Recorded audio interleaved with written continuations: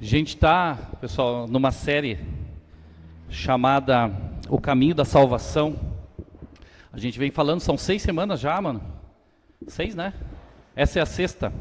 Nós estamos 6 semanas. Essa sexta semana falando sobre o caminho da salvação. Algo que parece tão, muitas vezes, simples e óbvio para nós, mas a gente para pensar na profundidade da salvação em Jesus. Tem muitos aspectos para a gente falar e a gente vem falando 6 semanas aqui, nos grupos, nas células, né, sobre esse tema. Mas é fundamental para a nossa vida cristã. A gente vem falando sobre isso. Começamos lá falando da queda, né? Quando o homem se afasta de Deus e todo esse caminho da salvação começa lá. Se a gente não entender o que aconteceu no Éden, na queda do homem, a gente não entende por que ser salvo. Falamos também sobre... Na semana passada a gente falou sobre a nossa vida com Deus, que ela não é uma vida livre de desafios. Ela é uma vida que requer perseverança, é uma vida que requer continuidade. A gente precisa todo dia decidir continuar nesse caminho da salvação. A gente aprendeu que a segurança da nossa salvação não depende de nós. Nós somos falhos, nós continuamos pecando, nós erramos. Mas Jesus é que nos dá a garantia da salvação. É Ele que mantém a nossa salvação. Falamos também algumas semanas atrás, sobre os sinais da salvação, já no Antigo Testamento, quando Deus chama um homem, Abraão, para formar um povo para si mesmo. Um povo que anunciaria quem Ele é, quem Deus é, entre as nações que não conheciam, naquele mundo perdido, que já vinha uma série de tentativas, né? Houve dilúvio, houve um monte de coisas ali, mas Deus escolhe um homem, então, para anunciar, né? Para começar um povo que vai anunciar, que vai proclamar quem Deus é. E hoje, no tempo de hoje, no Novo Testamento, a igreja é o Israel de Deus. É a igreja que tem a missão de proclamar nesse mundo quem Jesus é, quem Deus é, qual a salvação que nós temos em Jesus. E proclamar isso para as nações, adorar o Senhor, revelar sua glória ao mundo, proclamar sua palavra às nações. E é isso que a gente quer falar um pouco hoje. A gente quer falar sobre missão, a nossa missão nesse caminho da salvação. Essa última música que a gente cantou, ela fala, isso não estava aqui, não tinha separado, mas ela fala sobre perdendo tudo, nossa vida, né? Perdendo tudo por amor e com alegria. Jesus falou isso quando ele diz assim, se eu só achar aqui, pois quem quiser salvar a sua vida, a perderá. Mas quem perder a vida por minha causa, a encontrará. Jesus falava isso, né? Quem quiser salvar, quem quer dar um jeito mesmo e gastar sua vida consigo mesmo, vai perder. Mas quem perder, empregar sua vida por minha causa, entregar tudo por minha causa, a salvará. Nesse contexto que a gente quer ouvir falar um pouco sobre a nossa missão hoje. Mas eu quero, antes de mais nada, te perguntar se tu gosta de pescar. Quem gosta de pescar? Eu acredito que alguns homens levantarão a mão dizendo que gostam de pescar e que muitas mulheres, algumas mulheres, sim, levantam a mão dizendo que gostam de pescar. Não muitas normalmente, né? Mas alguns gostam de pescar. Eu gosto de pescar, mas eu confesso que eu gosto de pescar quando tem peixe. Aquela coisa de ficar lá insistindo e não tem peixe, muitas vezes me deixou frustrado. Meus pais sabem, quando a gente era criança, né, a gente andava muito nas férias no interior pescando. Tudo que é lugar, todo riachinho, todo pocinho que tivesse, a gente estava lá tentando jogar uma linha e pegar peixe. E normalmente eu era o que desistia antes, assim, não tinha tanta paciência. Mas a pescaria exige paciência, a pescaria exige essa vontade, né, de ir lá e de continuar, de persistir, insistir.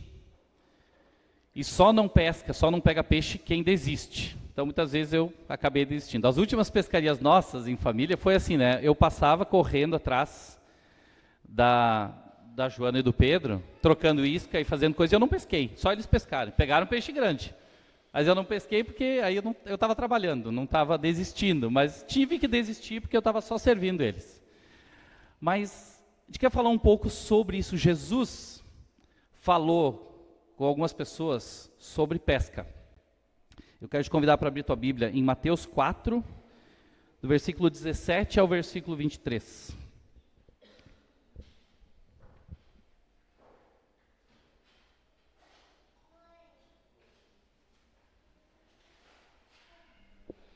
Mateus 4, 17 até 23. Eu vou ler aqui na nova versão internacional, na NVI. Diz assim o texto. Esse primeiro, versículo 17, a gente ouviu algumas semanas atrás. O Martin pregou aqui sobre esse versículo. Daí em diante, Jesus começou a pregar: arrependam-se, pois o reino dos céus está próximo. Andando à beira do mar da Galileia, Jesus viu 2 irmãos, Simão, chamado Pedro, e seu irmão André. Eles estavam lançando redes ao mar, pois eram pescadores. E disse Jesus: sigam-me, eu os farei pescadores de homens. No mesmo instante, eles deixaram suas redes e o seguiram. Indo adiante, viu outros 2 irmãos, Tiago, filho de Zebedeu, e João, seu irmão. Eles estavam num barco com seu pai Zebedeu, preparando as suas redes. E Jesus os chamou, e eles, deixando imediatamente o barco e seu pai, o seguiram. Jesus foi por toda a Galileia, ensinando nas sinagogas, pregando as boas novas do reino e curando todas as enfermidades e doenças entre o povo. Quero começar falando um pouco sobre esse contexto aqui. Jesus andando, né, na beira do mar, aquele contexto deles ali, a pesca, era natural, eles habitavam aquela região em volta do lago de Genezaré, chamado também de Mar da Galileia, ou Tiberíades, né? Mas o Mar da Galileia, pelo tamanho daquele lago.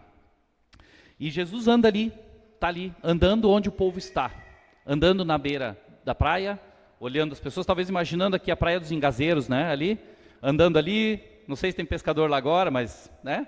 Mas andando lá, Jesus está lá e vendo o pessoal, e ele olha para 2 homens trabalhando.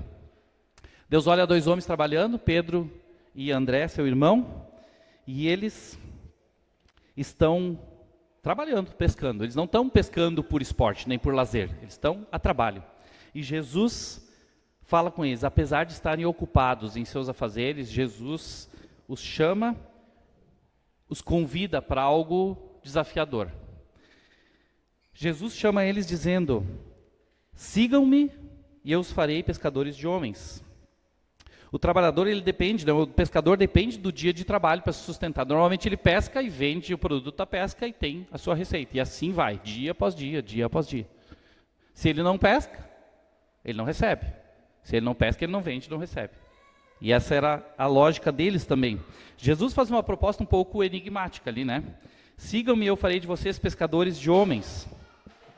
Mas talvez eles não acharam assim tão estranho. Talvez não. Porque em João, capítulo 1, versículo 35 ao 42, a gente vai ver que eles já haviam tido contato com Jesus. André, é claro, naquele texto de João, que André era um discípulo de João Batista. E ele está lá, e ele vê Jesus passar, João Batista diz: olha, esse é o Cordeiro de Deus que tira o pecado do mundo. E ele olha e vê e segue Jesus, e quer saber onde Jesus está, onde é que Jesus está morando, o que Jesus está fazendo. Jesus convida ele para estar com ele aquele dia. E ele está lá, e depois que ele termina aquele dia com Jesus, ele vai e encontra Pedro e diz: Pedro, eu encontrei o Messias. E leva Pedro até Jesus, e ele conhece Jesus, e Jesus fala para ele: tu és Pedro, agora vai ser chamado Cefas. Dá o nome para ele. Talvez esse tenha sido o primeiro encontro de Pedro e André com Jesus. Talvez eles já tivessem visto Jesus fazer alguma coisa, já tivessem visto Jesus ensinar. Talvez não fosse totalmente estranho para eles o que Jesus estava falando, mas aquele momento, na beira da praia, que Jesus chama e diz: sigam-me, é o primeiro chamado de Jesus para eles. Conheceram Jesus antes, mas foram chamados naquele momento na beira da praia. Agora eles precisam responder. O chamado, sigam-me, quando eles estão ali trabalhando, precisa de uma resposta. É sim ou é não? E não responder, ficar indiferente, não é uma indiferença. De ficar indiferente é dizer não. Ficar indiferente a Jesus, no seu convite de siga-me, é dizer não. Então isso é importante a gente saber, e aí já aplicando aqui para o caminho da salvação. Quantas pessoas ouvem o chamado de Jesus e vão ficar indiferentes. Ficar indiferente é dizer não, eu não quero seguir Jesus. A resposta deles é que vai qualificá-los, né? Depois. Detalhando esse convite, Jesus então, na primeira parte diz, sigam-me. Isso implica a ação deles, deixar coisas para trás. A resposta deles de seguir Jesus implica, tá, e agora, o que eu faço? Deixo as redes, deixo o barco, abandono isso aqui e vou. São talvez frações de segundos para eles decidirem.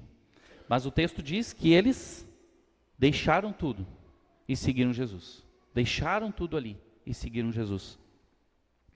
Seguir Jesus não é uma atitude passiva.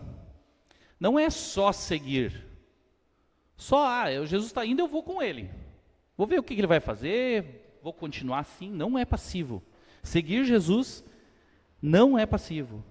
Nós já temos falado muito sobre isso aqui. E um texto que a gente já falou também em outros momentos, mas quero chamar aqui de volta, é Lucas 14, 26 a 28 e o versículo 33. Diz assim, se alguém vem a mim e ama o seu pai, a sua mãe, a sua mulher, os seus filhos, os seus irmãos, as suas irmãs e até mesmo a própria vida, mais do que a mim, não pode ser meu discípulo. Aquele que não carrega a sua cruz e não me segue, não pode ser meu discípulo. Qual de vocês, se quiser construir uma torre, primeiro não se assenta e calcula o preço, para ver se tem dinheiro suficiente para completá-la? Versículo 33, da mesma forma, qualquer de vocês que não renunciar a tudo que possui, não pode ser meu discípulo. Seguir Jesus implica deixar tudo. Deixar tudo em segundo plano. Jesus é prioridade, eu sigo Jesus. Jesus falou aqui, pai, mãe, mulher, filhos, irmãos, irmãs, a própria vida, seus bens, tudo, para ser discípulo. Quem não faz, não deixa, e coloca Jesus em primeiro lugar, não pode ser um discípulo. Isso é forte, isso não é passividade, isso é atividade, é ser ativo, é ser intencional, é agir com propósito. Isso implica calcular o custo, né? Jesus disse, quem de vocês, quando vai construir uma torre, não senta primeiro e calcula se vale a pena, se tem dinheiro, se vai dar certo. Então é racional, não é emocional. Não é só levantar uma mão quando eu estou emocionado e choro e estou, comovido. É racional, é entender o chamado de Jesus, é responder racionalmente e saber o que eu estou fazendo. Porque isso implica decisões diárias de continuar seguindo Jesus. Isso é a primeira parte. Escolhas implicam renúncias. Toda escolha. Quando eu escolhi casar com a Janine, eu renunciei todas as outras mulheres da face da terra. Eu escolhi ela. Ponto. Quando eu escolhi fazer o curso que eu fiz, eu decidi naquele momento não fazer nenhum outro curso. E não dava. Quando eu escolhi a minha profissão, eu abri mão de fazer todas as outras. Assim que é. Escolhas implicam renúncias. Toda escolha tem renúncias implícitas. Seguir Jesus significa desprezar as outras coisas, pois ele requer exclusividade. Parêntese aqui, que não é que eu escolho Jesus e eu deixo de lado, eu não cuido mais dos meus pais, eu não me importo com minha mulher, não me importo com meus filhos. Não é isso. Porque a Bíblia fala que a gente deve honrar, cuidados da nossa casa, amar os nossos, cuidar da nossa família. Não é isso. Mas entre Jesus e a minha família, Jesus está em primeiro lugar. Entre Jesus e o meu cônjuge, Jesus está em primeiro lugar. Está claro, né? A salvação é de graça. Temos falado isso, é graça de Deus. Mas ela custa tudo. É de graça, mas custa tudo. É um paradoxo? É de graça. Mas Jesus requer exclusividade. Eu preciso entregar tudo. Essa é a primeira parte do convite de Jesus. Sigam-me. O que é sigam-me? É isso. Deixar tudo, seguir Jesus sabendo o que ele requer. E a segunda parte do convite de Jesus é, e eu os farei pescadores de homens. Versículo 4, parte B ali, Segunda parte. Nessa parte, Jesus revela o que ele quer dos seus seguidores. Jesus não quer seguidores só para segui-lo. Jesus tem um propósito quando ele chama. Jesus tem uma missão. Jesus chama e quer fazer algo. Ele não esconde isso. Jesus não esconde esse propósito. Jesus não enrola ninguém. Jesus não fica enrolando para dizer o que ele quer. Jesus fala logo. Isso é uma coisa que a gente também precisa aprender. A não criar falsas expectativas. Jesus criou uma expectativa real. Olha, sigam-me, eu quero fazer de vocês pescadores de homens. Está claro, vocês querem, venham. Não querem, é uma decisão de vocês. Jesus faz isso, ele coloca logo o que ele espera. Jesus não enrola ninguém, ele deixa claro. Mas ele deixa claro que antes de eles se tornarem pescadores de homens, ele diz, eu os farei pescadores de homens. Jesus faz isso. A obra de Jesus que nos torna pescadores de homens. É Jesus que faz isso. Então, antes de a gente fazer algo para Jesus, pescar homens, Jesus faz algo em nós. Sigam-me a primeira parte, a nossa decisão de andar, seguir Jesus. E aí Jesus faz algo em nós, para que a gente possa cumprir um propósito que ele tem. Jesus se dispõe a treiná-los aqui, uma tarefa honrosa que só é possível que alguém faça quando ele é alcançado pela graça de Deus. Só assim. Jesus parte do que eles fazem, eles são pescadores, mas ele ressignifica essa atividade de pesca, ele torna isso uma missão, não mais pescar peixes, pescar homens. É uma linguagem que eles entendiam, mas fica claro que é ser antes de fazer, a fé em Jesus antes das obras, o perdão dos pecados antes do fruto. O fruto vem também, mas é o perdão primeiro. O céu, as coisas eternas, antes do que vai acontecer na terra. Ser antes de fazer. A resposta deles foi, no mesmo instante, eles deixaram suas redes e o seguiram. Versículo 20, né? Pedro e André entenderam essa seriedade do chamado, deixaram tudo para trás. Pedro, mais tarde, em um momento de crise de fé ali, ele diz, Marcos 10, 28, Pedro começou a dizer, nós deixamos tudo para te seguir, Jesus. Nós deixamos tudo. Não foi só naquele momento que ele abandonou a rede, o barco, seguiu Jesus, depois ele voltou a pescar. Ele abandonou tudo. Ele abandonou tudo. Jesus explicou para ele no versículo seguinte, Marcos 10, 29 a 30, a dimensão do que ele se envolveu. Respondeu Jesus, digo-lhes a verdade, ninguém que tenha deixado casa, irmãos, irmãs, mãe, pai, filhos e campos, tudo aquilo que a gente leu no versículo de Lucas também, né? Por causa de mim e do Evangelho, deixará de receber 100 vezes mais, já no tempo presente, casas, irmãos, irmãs, mães, filhos e campos, e com eles, perseguição. Não parece uma boa ideia, né? Ah, mas eu não quero perseguição.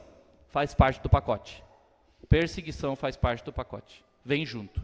Quem quer seguir a Jesus, Jesus garante. Promessa dele, será perseguido. Gostaram dessa promessa?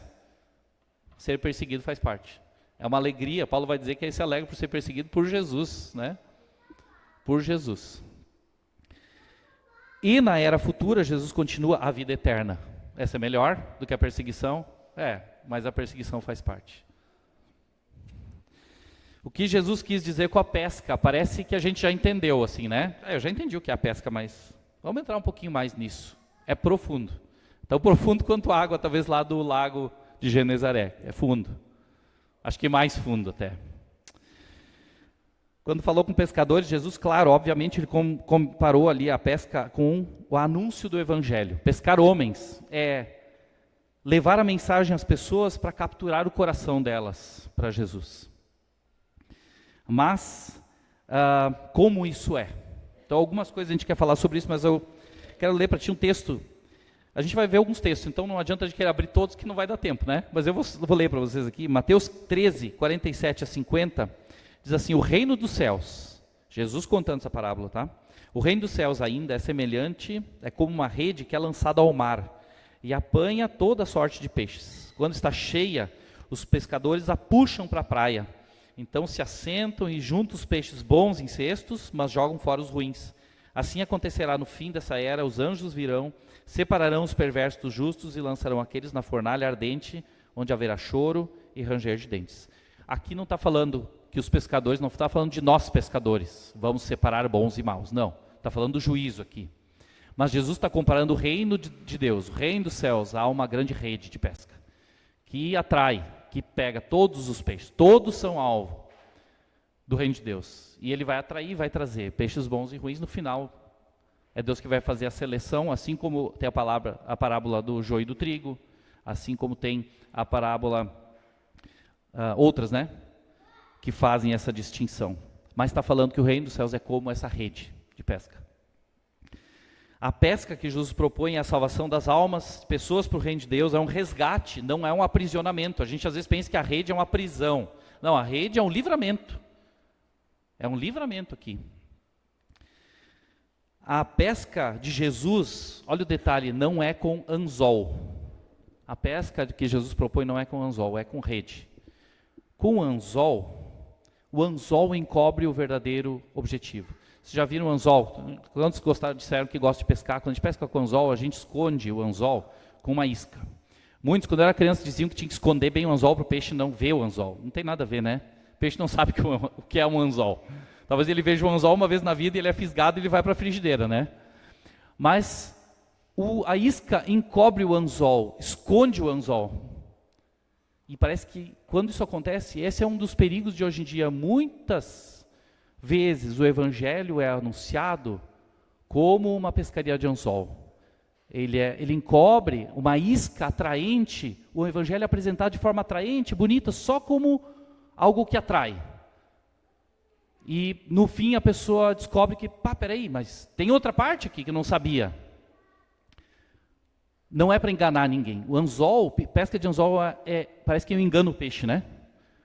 A pesca que Jesus propõe não é pesca de anzol. Ninguém está enganando ninguém. Não é enganar, não é querer atrair. Eu atraio, eu fisgo, te peguei. Não é isso. É pescaria de rede.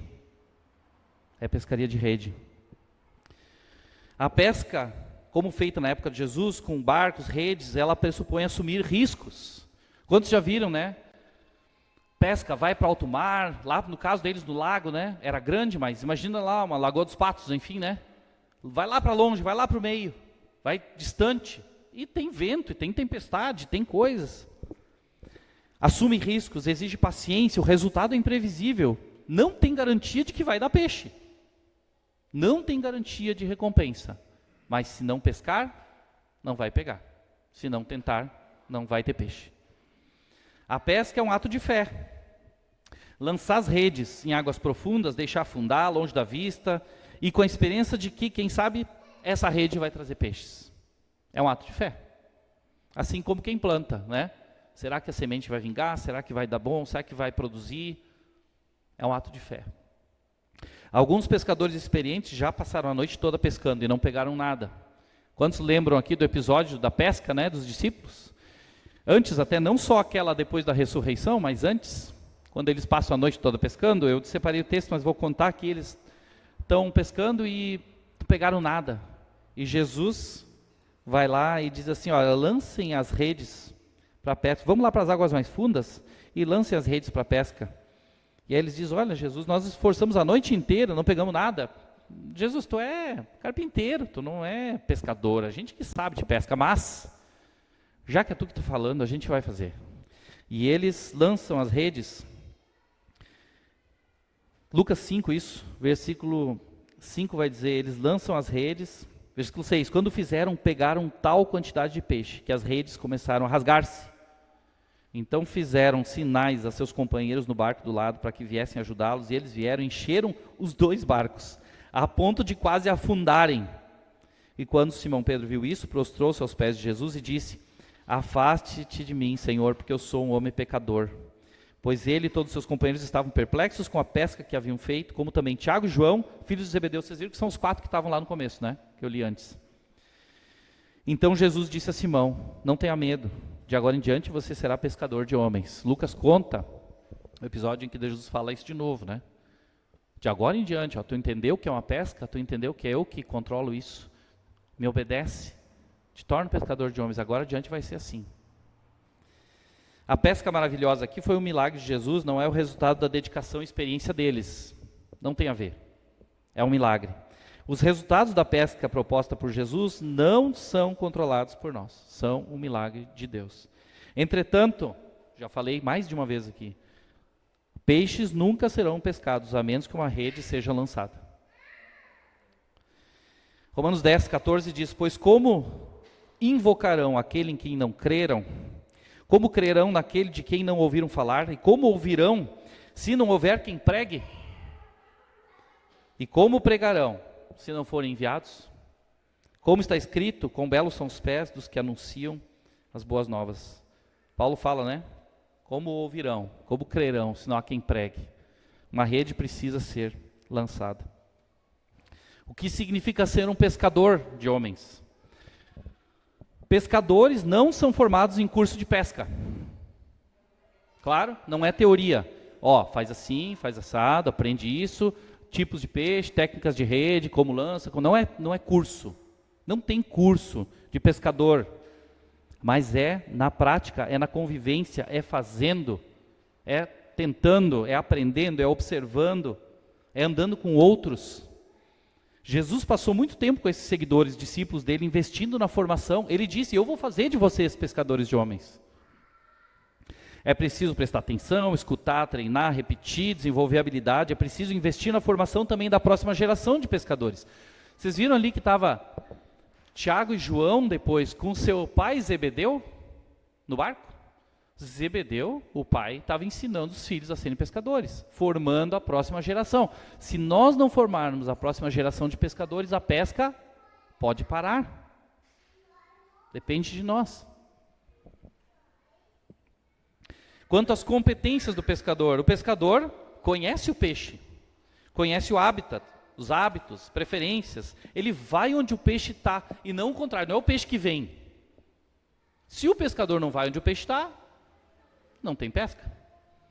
O pescador não tem medo ou nojo de peixe. Quantos aqui não respondem que não gostam de peixe porque tem nojo de peixe?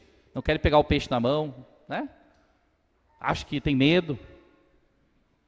O pescador assume riscos em prol da pesca. Ele vai para o alto mar, enfrenta a tempestade, ele acorda cedo, ele passa a noite em claro, se dedica para que a pesca aconteça.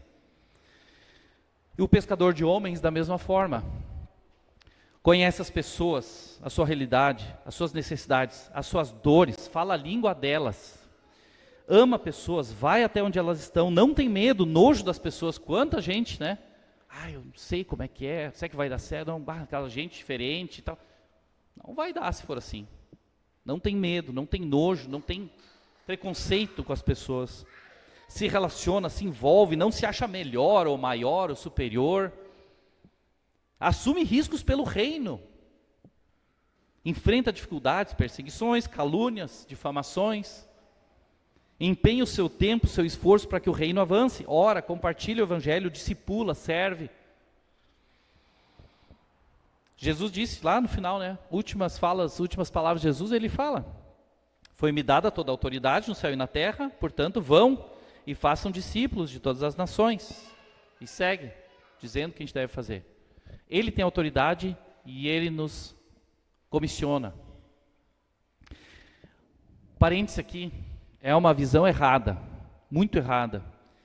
Esperar que pessoas venham até o prédio da igreja, como esse aqui, num dia como esse aqui, para que elas ouçam alguém, um pastor, alguém pregar uma mensagem evangelística. Cara, eu vou levar meu amigo na celebração no domingo e eu vou orar para que Deus levante naquele dia uma pregação evangelística, para ele ouvir de Jesus. Quem sabe ali ele levanta a mão. É uma visão errada. É uma visão errada. Quantos de nós fomos ensinados assim? Quantos de nós não conhecemos Jesus assim, graças a Deus, mas é uma visão errada. Se dependesse desses momentos, quantas pessoas seriam salvas? Os peixes não pulam no barco. Preciso ir atrás deles. Cristãos precisam entender o evangelismo, o ato de compartilhar a palavra, de fazer discípulos, como uma missão de vida e não uma tarefa da igreja. Não nós todos juntos, mas eu, na minha vida individual, eu falo de Jesus onde eu vou, eu tenho que falar. Paulo dizia: ai de mim se eu não pregar o evangelho. Outros, quando foram proibidos, os discípulos falaram: olha, eu não posso parar de falar daquilo que eu vi. Não posso parar. É uma responsabilidade. Não posso. Desculpa, vou desobedecer. É preciso ir onde as pessoas estão, seja em casa, no trabalho, na rua, na praça, no Old School Day. A gente pode fazer isso lá, né? De um palco, cantando rock, tocando músicas, falar de Jesus. Era aquela linguagem naquele momento, foi assim. Outras vezes foi ali, quem estava vendendo lá, né, pizza, brigadeiro, e limonada, as crianças estavam ali também. Teve a oportunidade de falar de Jesus com alguém? Coisa boa. Às vezes é no trabalho, é para o colega, às vezes é na vizinhança, às vezes é como for. Eu devo levar o evangelho. Eu preciso me envolver com as pessoas, fazer amizade, me importar de verdade, compartilhar a minha vida, levar para a minha casa, sentar na minha mesa, abrir minha vida. As igrejas por muito tempo se fecharam nas quatro paredes. Aqui dentro nós vamos nos proteger do mundo, que o mundo é perigoso, vamos ficar aqui para a gente ser salvo. E não vamos lá fora, o mundo é perigoso, o mundo é do maligno. A gente precisa ganhar pessoas onde, gente? No mundo. Precisa ganhar lá, a pesca é lá. As igrejas também lotaram a sua agenda, a agenda das pessoas, com atividades, culto, reunião, ensaio, atividade, programação, conferência, palestra, escola bíblica, um monte de coisas. Vamos nutrir, vamos ficar junto, vamos ensinar, vamos... Só que cansaram todo mundo. Ninguém mais tem amizade depois disso, não tem amizade com pessoas que não conhecem a Jesus, não tem tempo para encontrar com pessoas que não conhecem a Jesus, mal conhece seu vizinho, não se envolve com seu colega, não vai, sei lá, não faz um esporte com alguém, não tem uma atividade com uma outra pessoa com o propósito de conhecer ela, não tem como convidar alguém para jantar na sua casa, porque eu não tenho nenhuma noite livre, estou sempre na igreja. Como é que eu vou conhecer pessoas? Vou investir na vida de pessoas que não conhecem Jesus se eu não tenho tempo?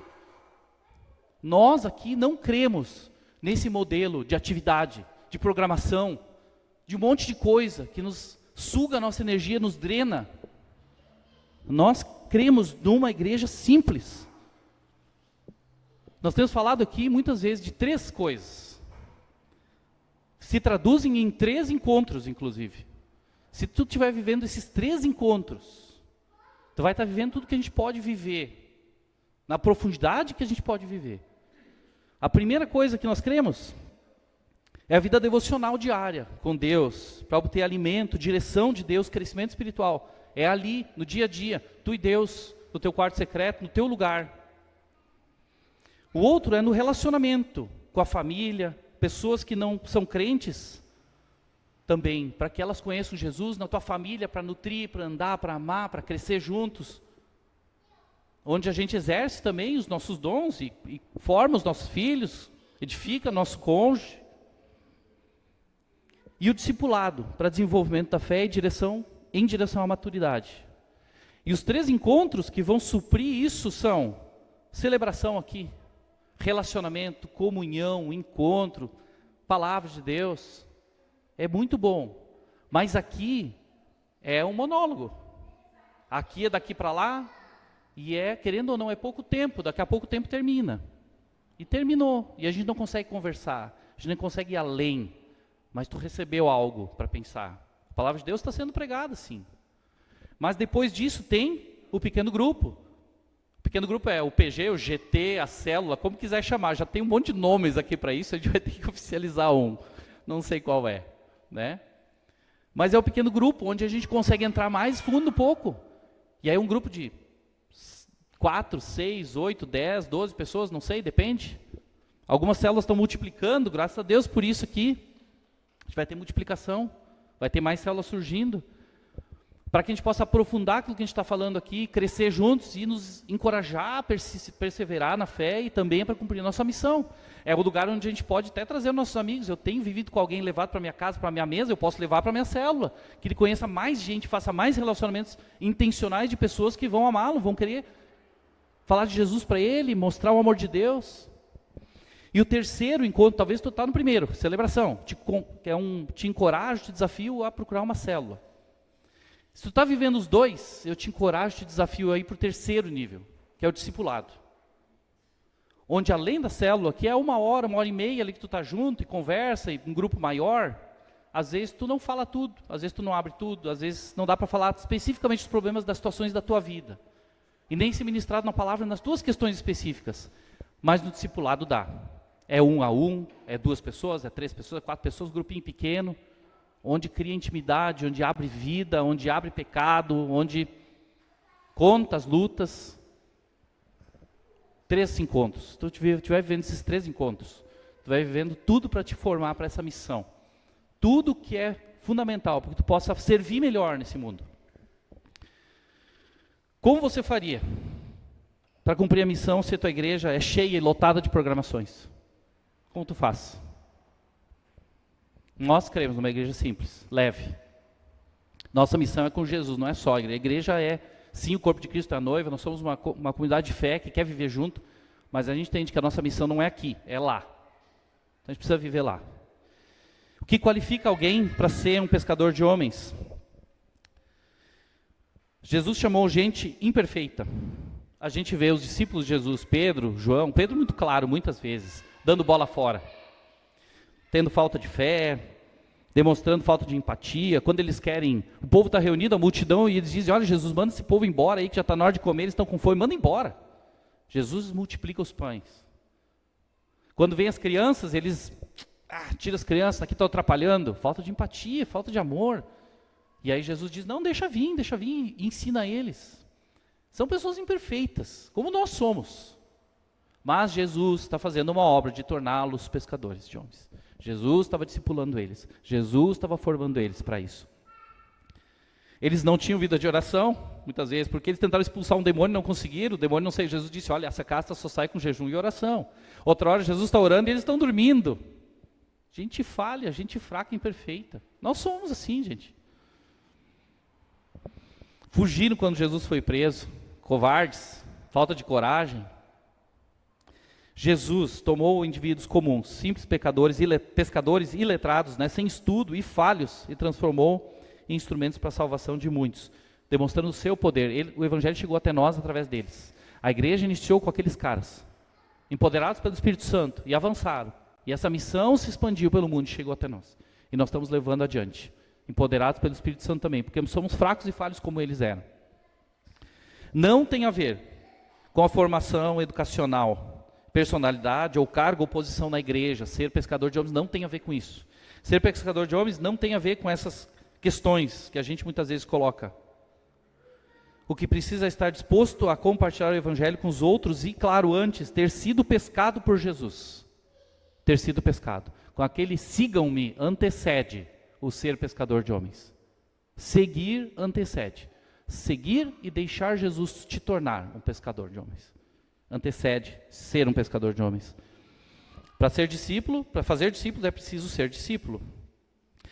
Quanto à pesca ainda, a pesca requer preparação. Não sei se tu reparou no versículo seguinte ali do capítulo 4, quando Jesus segue então, depois de Pedro e André, ele vai encontrar Tiago e João com Zebedeu, e eles não estavam lançando as redes. Mas o texto diz que eles estavam preparando as redes. Outra versão vai dizer que eles estavam consertando as redes. Depois de pescar, muitas vezes as redes são avariadas, elas têm avarias, têm problemas. Elas vêm rasgadas, elas vêm desgastadas. Eles estavam preparando, remendando, consertando as redes ali. O uso constante, o trabalho constante, desgasta a rede. Pescadores precisam de tempo para consertar redes, para deixar em condição de lançar de novo. Essa também é uma parte fundamental do trabalho. E eu quero te dizer que nós precisamos parar, muitas vezes, para consertar a nossa rede. A direção de Deus na palavra, intimidade, pela oração, vai consertando a rede. A nossa vida, quando a gente quer pescar para Jesus, nós precisamos consertar os furos, as falhas da nossa vida, para poder ir lá pescar. Conversar sobre dores, mágoas, lutas, fraquezas com alguém também é importante. Isso também é importante. A Bíblia fala que quando a gente confessa os nossos pecados uns para os outros, nós somos curados. Faz parte, o discipulado é importante para isso. Por isso que eu falava antes, te desafio a viver o discipulado. A pesca requer, já disse também, persistência, resiliência, mas chamando a atenção aqui que a grande pescaria de hoje, que sucesso, não elimina a necessidade de pescar amanhã. E um fracasso de hoje não significa o fracasso de amanhã, não significa que não vai ter peixe. Uma rede rasgada também não significa que a pesca acabou, é preciso consertar, é preciso reparar.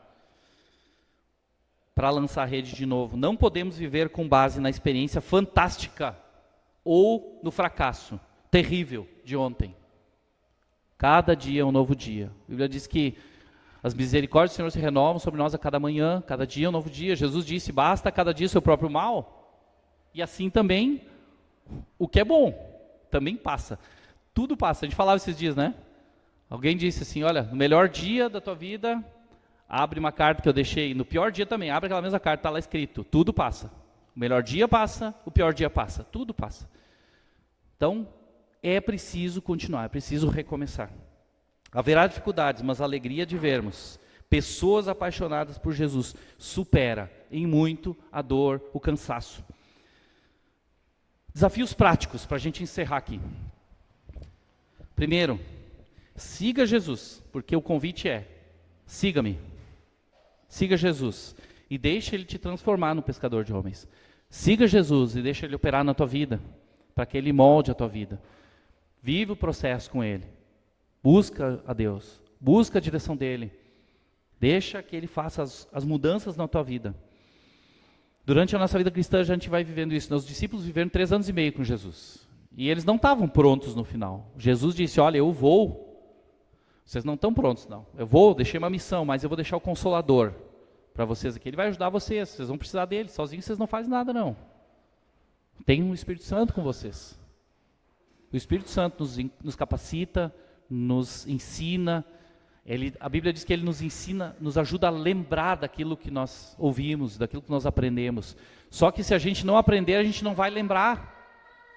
Então a gente precisa aprender com Jesus. Preciso buscar na palavra, preciso estudar a palavra, preciso ler a palavra, preciso orar. Como é que eu vou me lembrar daquilo que eu nunca ouvi? O Espírito Santo é nosso ajudador, nosso consolador, aquele que nos ajuda, nos encoraja, nos capacita, nos impulsiona. Seguir é o primeiro passo para se tornar um pescador. Outra, vá onde o peixe está. Não fica pescando no barranco porque é confortável. Vai onde está o peixe. Escolha intencionalmente atividades, sei lá, hobbies, momentos para investir na vida de pessoas, para se aproximar de alguém. A gente chama as pessoas aqui, não rotulando, mas a gente diz assim, essa pessoa é meu alvo de amor, porque eu quero derramar amor na vida dela. Quero que ela conheça Jesus. Escolhe pessoas para investir. Derrama amor na vida delas. Derrama a tua vida na vida delas. E traz elas para dentro da tua vida. Te dedica. Faça amizades, tenha relacionamentos com grupos, um grupo mais amplo de pessoas, onde tu possa conhecer gente. Se a gente só tiver amizade dentro da igreja, pessoal, acabou a nossa possibilidade de anunciar a palavra. Está claro isso? Como é que eu não vou ter amigos? Não posso ter, mas meus amigos, eu sempre encontro os mesmos. A gente tem encorajado até nas células aqui, a gente falou, né, olha, acabou a celebração aqui, faz o seguinte, primeiros 5 minutos, conversa com quem tu nunca conversou. Talvez uma pessoa nova que tu viu a primeira vez, hoje conversa. Não sei se ela conhece a Jesus, derrama amor na vida dela, te importa, conversa, pergunta quem ela é, troca um telefone, sei lá, investe. Lance as suas redes, não basta ir um barco lá no meio do lago. Cheguei aqui, está cumprida a missão, me esforcei, acordei cedo, estou aqui. Não adianta ir lá, eu tenho que lançar a rede. Lançar a rede é falar do Evangelho, falar de Jesus, eu tenho que ser intencional. É preciso lançar. Pode ser de forma verbal, pode usar nas redes sociais, vive na época das redes sociais, muita gente faz post, todo mundo curte, olha e faz. Por que lá eu não falo de Jesus? Eu sou zero em rede social, não uso nada quase, só reposto o que me marcam. Minha rede social é muito ruim, eu não sou bom nisso, eu não consigo nem usar para nada ela. Mas eu tenho que dar um outro jeito então. Agora quem é bom nas redes sociais, cara, é uma baita oportunidade. Por que não? Não te exime de falar de Jesus também. Fala de Jesus. Mas pode fazer de várias formas. 2 Coríntios 3,3 diz, vocês demonstram que são uma carta de Cristo, resultado do nosso ministério, escrita não com tinta, mas com o Espírito do Deus vivo, não em tábuas de pedra, mas em tábuas de corações humanos. Mateus 5,16 diz, assim brilha a luz de vocês diante dos homens, para que vejam as suas obras e glorifiquem ao Pai de vocês que está nos céus. A nossa boa obra ela não é o Evangelho, mas ela aponta para o Evangelho. Ela mostra que nós amamos a Deus, que nós nos importamos com os outros, ela aponta para Jesus. As nossas boas obras não devem apontar para nós. Que pessoa, que legal, que olha como ela faz. Não, apontar para Jesus. As obras de vocês brilhem e eles vejam e glorifiquem ao Pai de vocês que está nos céus. E a última, primeira então, siga Jesus e deixe transformar em pescador de homens, vá onde o peixe está. Última, terceira, lance suas redes. E a quarta e última, obedeça ao Senhor. Sabe que quando a gente começa a andar com Jesus, a gente vai começar a ter algumas experiências diferentes. Aqui, quero exemplificar com a pesca, de novo, depois da ressurreição de Jesus. Jesus, ele morre e tal, e os discípulos acham, acabou agora. Eles voltam para a pescaria. Eles deixam de ser discípulos, eles tinham deixado tudo, agora eles voltam a pegar as redes e vão pescar de novo. E Jesus encontra alguns deles lá, na beira da praia, eles estão no barco, e ele diz assim, e aí, como é que está aí? Eles, não, né, fala ali um diálogo, não pegamos nada e tal. E aí ele diz, olha, joga do outro lado. E aí eles e jogam, e pegam um monte de peixe de novo, né? E aí eles dizem, cara, é Jesus. Às vezes, quando a gente está andando com Jesus, a gente vai ouvir coisas que não parecem fazer muito sentido. De novo, eles viram alguém que eles não reconheceram que era Jesus, mas ouviram alguém dizer, joga do outro lado. Cara, eles tinham passado a noite pescando, não pegaram nada. Podia não fazer sentido, mas eles ouviram e obedeceram. A gente pode ouvir, às vezes, coisas que Deus nos diz para fazer, do tipo assim, alguma voz, ou, né, talvez não uma voz audível, mas tu vai perceber assim, cara, eu tinha que mandar uma mensagem para fulano, ou tinha que ligar para ele, ou tinha que visitar o meu amigo lá, ou qualquer coisa assim. Eu penso, mas quanto tempo não falo com ele? Sei, será? Escuta essa voz, obedece. Deus pode estar te dando uma oportunidade para compartilhar o Evangelho. Numa hora que a pessoa está sedenta e precisando, e Ele te levanta para tu fazer isso. Esteja atento, obedece, mesmo quando parece não fazer sentido. Faz o que Ele te manda. Vai da tua intimidade com Deus. Deus falar contigo dessa forma. Mas vive o processo. Vive o processo. Quero te convidar a fechar teus olhos, refletir. Nós vamos orar em seguida, mas quero te levar a pensar em 4 perguntas aqui. A primeira é: você já foi pescado? Você já foi pescado por Jesus? Você já ouviu esse chamado de siga-me? Jesus já te pescou desse jeito? Segue-me. E você já foi chamado por Jesus assim, segue-me. Eu quero te fazer um pescador de homens? Essa é a primeira pergunta, responde para ti. E essa resposta que tu vai fazer para ti pode ser uma oração. Se ela é negativa, faz uma oração e diz: Deus, eu ouvi esse chamado, ou eu estou ouvindo esse chamado hoje. Eu ainda não respondi, eu estava naquela de ficar indiferente para deixar para um outro momento. Eu achei que a indiferença era para ganhar tempo aqui, Jesus, mas eu entendi que não responder, ficar indiferente é responder não. E eu quero, hoje, responder sim. Faça teu compromisso com Ele. Responde ao chamado. Segunda pergunta. Você entendeu o que é essa missão de ser pescador de homens? Entendeu a profundidade disso? Entendeu o nível do compromisso que Jesus está exigindo? A régua está lá em cima. Quanto à entrega, quanto a compromisso. Não quanto a teu comportamento, tuas expectativas, mas quanto a tua entrega. Jesus vai te tornar um pescador. Não são tuas credenciais. Esquece as tuas credenciais.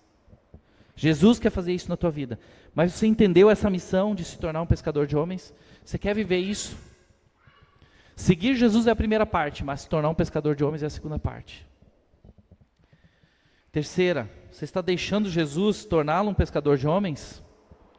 Porque pode até dizer, eu quero Jesus, eu quero, mas Jesus assim, eu já sei pescar. Pedro e André, Tiago e João eram pescadores. E eles entendiam de pesca, entendiam de pescaria. E vir um carpinteiro falar para eles sobre pesca, podia parecer uma afronta. E eles podiam estar orgulhosos e dizer, eu não tenho nada que aprender de pesca com um carpinteiro. Você está deixando Jesus tornar você um pescador de homens? Ele quer fazer uma grande obra em ti primeiro. Lembra que a gente falou que ele diz, eu vou te tornar um pescador de homens. Há uma obra em nós primeiro, para que depois nós façamos o que ele quer. Você já está deixando ele fazer isso? E a quarta questão, o que tu precisa ajustar na tua vida para priorizar a tua missão de levar pessoas a Jesus? Será que tu precisa abrir mão de compromissos, de agenda?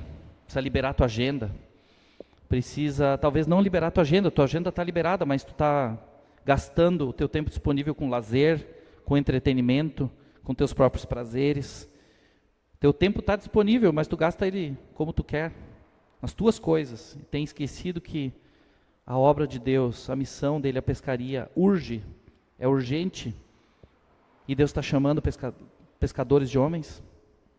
Talvez tu está trabalhando as horas que sobraram para acumular mais. Lembra que aquele que Jesus diz, não deixar todas as coisas e me colocar em primeiro lugar, não pode ser meu discípulo. Pensa nisso.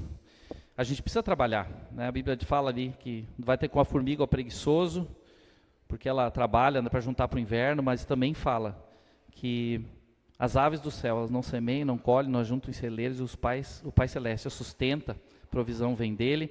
Nós temos que fazer o nosso sim, mas tudo vem do Senhor.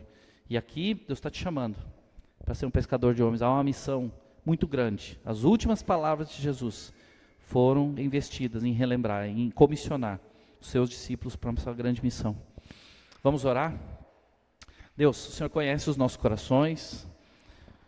O Senhor sabe que momento nós estamos vivendo contigo, o que a gente tem vivido contigo, como tem sido a nossa vida com o Senhor. O Senhor sabe e tem ouvido cada oração aqui, cada compromisso feito, cada resposta ao teu chamado de te seguir e se tornar um pescador de homens. Nós te louvamos pela tua palavra, que ela nos exorta, ela nos chama ao compromisso, ela não é indiferente e ela não esconde nada, Deus. A tua palavra é clara conosco, assim como o Senhor foi claro com os discípulos ali. O Senhor não escondeu, não enrolou eles, como a gente falou aqui. A tua palavra é clara com a gente sobre o que o Senhor espera de nós. Deus, eu quero te pedir que o Senhor esteja ministrando os corações da tua igreja, Deus. Os teus filhos aqui, Deus. Teu Espírito Santo tem a liberdade para trabalhar essa palavra nos nossos corações. Eu também preciso, Deus. Eu preciso, Deus, aumentar o meu compromisso contigo, gastar mais tempo, Deus, para pescar pessoas para o Senhor, entregar mais da minha vida, Deus, para pessoas te conhecerem. Ser mais intencional nos meus relacionamentos, Deus. Ser mais intencional nas minhas falas. Refletir Jesus com a minha vida de forma mais intencional para que elas glorifiquem ao Senhor e não olhem para o meu comportamento, para a minha moralidade, não. Deus, que a tua igreja aqui, Deus, essa comunidade de fé aqui, Deus, possa ter um alto compromisso com o Senhor. Viver, Deus, nessa esfera de entender a missão, de entender que essa vida aqui, Deus, ela é curta. Ela é curta e ela precisa ser investida e gasta, Deus. Como a gente cantou aqui, pelo Senhor. Por Ele eu estou gastando a minha vida, perdendo tudo por amor e com alegria, porque o Senhor é o dono dos nossos dias. E nós não queremos desperdiçar nenhum deles. Nenhum deles. Em coisas que não vão nos levar para Ti, não vão levar gente para Ti, Deus. Obrigado, Deus, pelo privilégio de participar da Tua obra. A Tua palavra fala que se nós nos calarmos, as pedras vão clamar, Deus, e a gente tem o privilégio, então, de fazer isso. A Tua palavra diz que os anjos queriam fazer essa missão, mas o Senhor deu ela para nós. E nós Te louvamos, Deus, por esse grande privilégio. Que a gente encare, Deus, como realmente um privilégio, Deus, um privilégio. Não como um fardo, não como um peso, Deus. Se a gente encarar como um peso, a gente não entendeu nada, Deus. Nos dá essa alegria, Deus, de Te servir, a alegria de falar do Senhor. Gera em nós essa fé, essa convicção, Deus, da Tua obra, para que ela seja tão natural a gente abrir a nossa boca e falar de Ti. Que seja impossível conter. Como os discípulos falaram, nós não podemos parar de falar do que temos visto e ouvido na nossa vida também. Não falar de experiências de 20 anos atrás, Deus. Falar de experiências dessa semana, daquilo que a gente tem vivido contigo agora, da leitura da palavra no devocional, compartilhar o que o Senhor tem falado com a gente hoje. Compartilhar aquilo que a gente tem vivido contigo, nas respostas de oração que a gente tem tido, Deus do Senhor. Pessoas possam conhecer o Senhor, vendo que o Senhor é Deus real na nossa vida, e a nossa vida aponte para Ti. As nossas palavras levem para o Senhor. Deus, obrigado pela Tua palavra, Deus, que nos encoraja, nos ensina e nos conduz na Tua vontade. Deus, despede cada um de nós aqui nessa manhã e nos leva em segurança para os nossos lares, para as nossas famílias. Deus, abre portas de relacionamento, Deus, faz que pessoas estejam ao nosso redor sedentas, faz com que elas demonstrem, Deus, que elas querem te conhecer, Deus. Cria oportunidades para nós se a gente tem timidez às vezes, para que a gente não continue, Deus, vivendo de uma forma tão discreta que as pessoas sequer saibam que nós te amamos, que somos teus filhos, teus discípulos. Em nome de Jesus que nós oramos, nos abençoa, nos guarda ao longo dessa semana aqui, a cada um, a cada família. Os nossos irmãos que também não estão aqui hoje, Deus, por N razões, abençoa eles. Ministra nas nossas células durante a semana, os encontros de discipulado, que sejam tempos agradáveis, oportunos do teu mover, do teu agir entre nós. Em nome de Jesus. Amém.